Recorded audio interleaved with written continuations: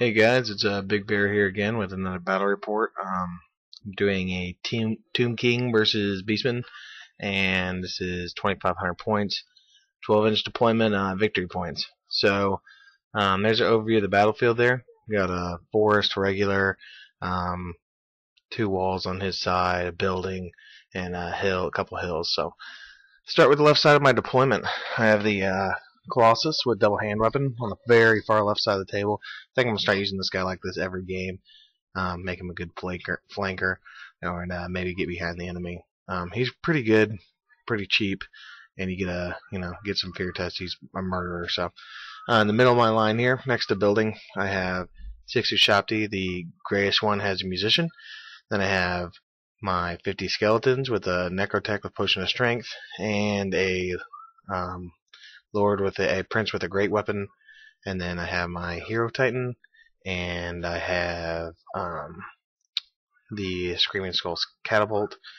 I'm not a big fan of this thing, but keep taking it because it's fun. So, and then on the other side here we have the chariots, the carrion, that hopefully I'll find a use for one game, and then my casket of souls, and on the very far flank I'm putting a unit of 3 chariots. Both my units chariots have musicians. Beastman player, my left flank, so his right hand side. We have 25. No, this is the far right side of the battlefield. I apologize. I have 25 Beastmen there. This Minotaur unit here was 3 with a champion with a magical potion of toughness and full command, and then Doom Bull. It looks like that, but very first turn before he started, my opponent thought we were playing 2,000. He realized we were playing 2,500, so he buffs this unit up with 4 more Minotaurs and puts a level 4 into the list. So I'll describe that when that comes into play. He's got a Chaos Spawn over there. There's 2 Shaman there now. He adds another one, but both those are level 2. One is a Lore of Shadow on the left side. The one on the right side is Lore of Beast. And then, like I said, first turn you'll notice he has another Shaman in there, level 4. But he has that big pile of gore there, getting all crazy with each other because they're magnetic bases.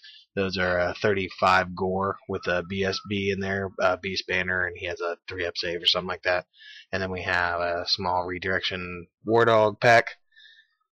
And then, what do we got on the other side? This is his 4-man Baka Ungor. He had him with spears, but I told him that was a bad idea the way he has them. Little tactical tip for you guys learning things about the game. With a unit like that, I don't think spears are horrible. A lot of people say they are, but you're going to want your unit to be like 60 guys, because if you think about it, you got your front rank swinging, your second rank swinging.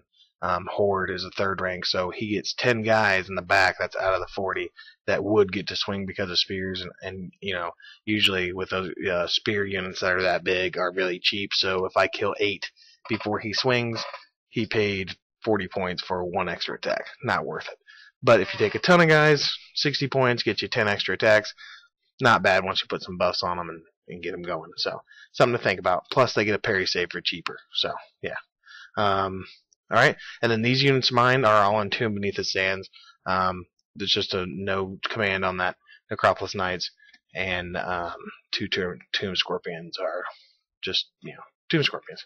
So first turn, I get it. He actually gives it to me. And I move up my chariots here just a little bit to kind of taunt his minotaurs. My chariots in the middle move up. I'm getting ready to charge with them second turn just because I've noticed my chariots just really don't do much, so I'd rather have them kill a ton of gores before they go down. Still working on them, so if anybody has any ideas on what to do with my chariots, put it in the comments, because I need some help with them. Carrion move up to help get some chaff out of the way. Then we have my archer bunker unit move up there with my level 4, which I think I forgot to mention earlier that was there, but yeah, same as last time. So, and then we have the hero titan move up, and then the rest of my units just kind of shuffle up there, and then we have the Colossus move up the flank and turn to the side, and that brings us to Beastman player turn. So he moves his Minotaurs angled to get me, by moving his spawn up like that. So if my chariots charge, I have to charge the spawn. If I hit the spawn, I'll hit him in the front. I'll overrun, most likely get out of his arc, and then he can still see me and flank charge me. So I see he's doing that there. And then on the left side of the table, he just kind of shovels his dudes up, takes position behind that wall in case I go to charge him. And his shamans join his units because I tried to do bound spell and the casket of souls at one of his wizards sitting out there. So his turn. He does a little more movement, no real charges, and he shoots Flock of Doom, I think that's what it's called now, at my casket of souls and does 2 out of its 3 wounds. So that was pretty lucky for me. And then it's my turn. So I declare charges. I charge my chariots into his gore unit there just to try to grind him down. My carrion are actually able to see that spawn, so they charge and get him in the flank. And then I realize, oh, I need to do my Entomb Beneath the Sands, and these guys die. So the Sands take back what is theirs. Yep, that sucks. So I'm already down a bunch of points. Doesn't mean I'm out, you know. My opponent thought it was pretty hilarious. I had to remind him, I don't really want to laugh at somebody who's lost like 250 points. It's not very nice. So you guys remember that. If you're watching this, don't laugh at somebody who lost something from a D-strike. It's not very polite. But so now my right side of the battle line here, I kind of just move my chariots back because I know what he's trying to do there, and I'm just going to shoot some arrow shots. My main goal with these chariots is just to slow that Minotaur block down because it's so big. So I just need to keep it away from my lines while I can kill everything else. And the left side here, just kind of shuffle up, getting ready for my next turn charge. My Shopti are ready to charge those guys in the front, behind the fence. And my giant, I'm going to move him up, as you'll see, on the left-hand side there, to where he can, right here, to where he can move up and get a flank charge. So if he charges me, I charge a flank. If he doesn't, I still charge him in the flank. And a giant in your flank of any kind, any monstrous creature in the flank is death. So you don't want that. A lot of people, don't think monstrous creatures is a big deal. If you get them in the flank, not rear. Rear's cool, but flank they only get like 3 attacks. Back usually 4 attacks, and you'll get them. So chariots charge in there, kill a ton of dudes from impact hits. I think like 13. His gores, bring one down and put a wound on another one, and then he ends up sticking around because it's steadfast. So my carrying murder that spawn, and I try to overrun because I'm trying to make them hit his unit, just to slow them down. I don't want that beast banner unit, and if I can touch, I'm going to try to kill that shaman. So, but as it stands, they move up, get right in front of the unit. They get right in front of the unit and kind of do redirection like they were supposed to do. So they got the points and they redirected. So that's awesome. So now this is his turn. He declares charges. He charges to carrion because he wants to get him out of the way. Charges to Shopti with his ungor unit.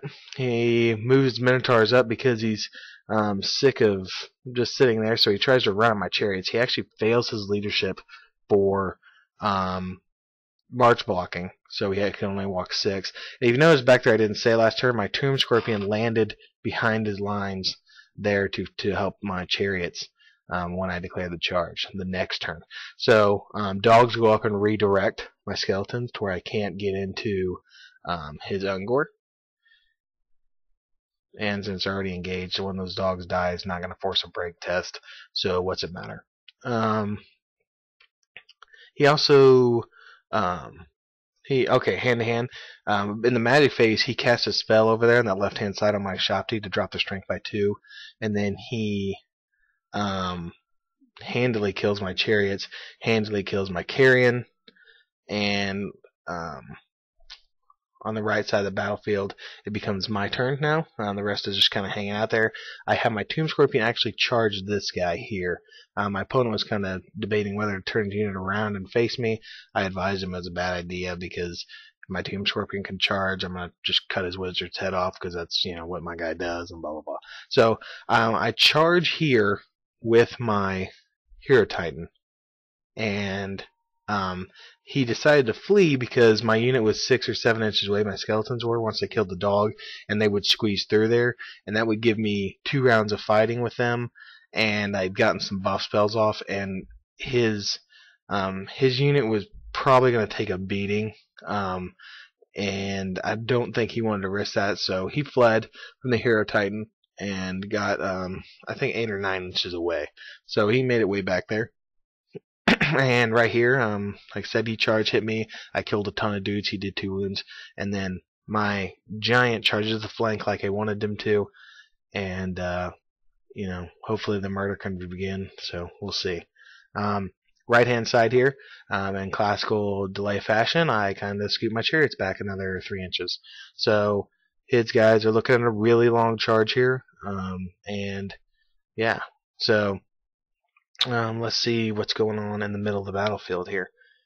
We have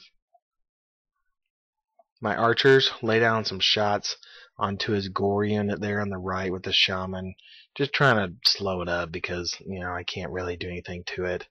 And I should have probably, in hindsight, shot that unit fleeing to hope to make another break test, but I just wasn't thinking about it honestly. So, and then here, my Hero Titan on the beginning of my turn, I get the spell off to move. So I move him up out of there, and they can face that angle on the woods there to where he can actually charge their flank if they try to move up to mess with my sorcerer. If not, I'm going to try to move him up on the right-hand side to get out there. So what happens here with this picture, if you notice, all those ungor are gone, and they're not gone because they got ran down. Only one did. One guy, the champion, got ran down, but the Ushabti killed a ton of dudes. He failed his fear test, and his battle standard bearer was fleeing, so he couldn't re-roll that. So if you've never had a collosus charge a unit that fails its fear test against him and becomes weapon skill 1, you're lucky, because this guy will kill. I mean, he killed 17 guys, just 5 attacks, 3s to hit, 3s to hit, 3s to hit. I mean, he 2s to wound in the flank, no parries. He just was just crushing guys. And then the thunder stomp drug down a couple more. So all my units try to overrun to get up there on him, maybe charge him next turn. My scorpion is having a pillow fight with this chaos spawn here. They're smacking each other around. And then this picture here, yeah, that's a middle finger. What happens is that my buddy goes to roll his leadership 9, to rally, and bam, boxcars. Okay, not a big deal. Let's see how far you run back. 10. So he flees off the table. So there goes about 800 points. He had his, level 4 in there, his level 2 in there, his banner, 35 gore. Game over. So that's how it ended. With that in mind, I guess we'll go over what I think I learned from this battle. Fleeing is good, but don't expect your guys to rally always. I mean, bad luck hits you and you lose the game. So in hindsight there, my opponent was like, should I flee? I said, yeah, I mean, probably, I guess. I don't want you to die. But in hindsight, maybe he should have stuck around because he had so many points in that unit. I didn't expect him to flee off the table. I expected him to rally, honestly. I would have fled, so probably the same thing would have happened to me. So yeah. Other than that, other things I learned, I'd say that getting a flank charge with your giants and or support units for Tomb Kings is paramount. I mean, you can't expect to win a straight up fight with skeleton warriors and Ushabti. I mean, they can throw down and kill some guys. Skeleton warriors with buffs are actually really good. So, despite what the internet may say, they can hold it down pretty well. And, yeah, you got to get those flank charges because all that combat adds up. And if you have multiple units gauge, you lose. Then a lot of people are crumbling. Another thing I learned is you can use a kind of expensive unit like chariots to hold up a whole flank of something big. So, put them over there. Pick on him. My opponent was like, why aren't you charging? Why aren't you charging? You get all those impact hits. Well, all those impacts are going to, maybe kill, 3 Minotaurs, and I'm going to lose my whole unit of chariots, which is like 180 points. So, sometimes you want to think of that. And then the last thing I learned, I would have to say, was when you take a big, bad, murderous unit like Minotaurs or something like that, like my Ushabti, put them somewhere in the middle of your lines. Because if you put them on a flank, somebody can tear you around, drag you around, and all those points are wasted. So remember that, and hope you gain some more victories in that mind. Thanks again for watching, guys, and hopefully I have some more for you soon.